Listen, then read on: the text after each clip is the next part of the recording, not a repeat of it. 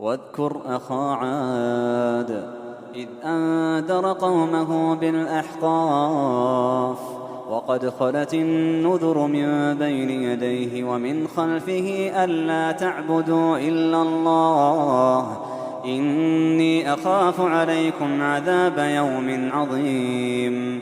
قالوا أجئتنا لتأفكنا عن آلهتنا فأتنا بما تعدنا إن كنت من الصادقين.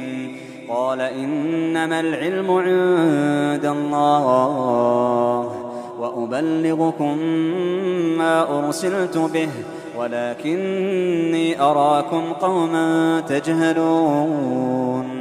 فلما رأوه عارضا مستقبل أوديتهم قالوا هذا عارض ممطرنا بل هو ما استعجلتم به ريح فيها عذاب أليم تدمر كل شيء بأمر ربها فأصبحوا لا يرى إلا مساكنهم كذلك نجزي القوم المجرمين.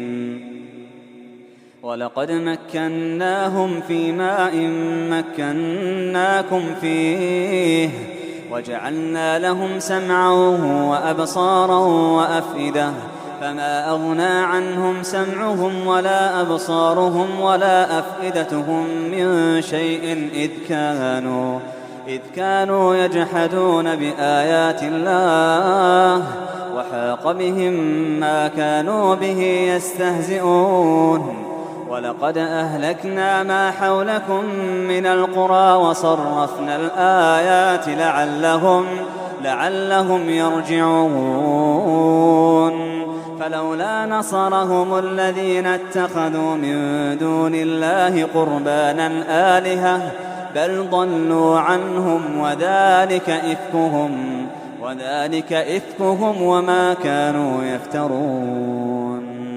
وإذ صرفنا إليك نفرا من الجن يستمعون القرآن فلما حضروه قالوا أنصتوا فلما قضي ولوا إلى قومهم منذرين.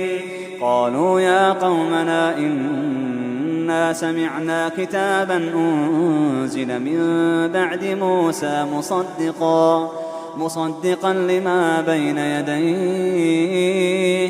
يهدي إلى الحق وإلى طريق مستقيم.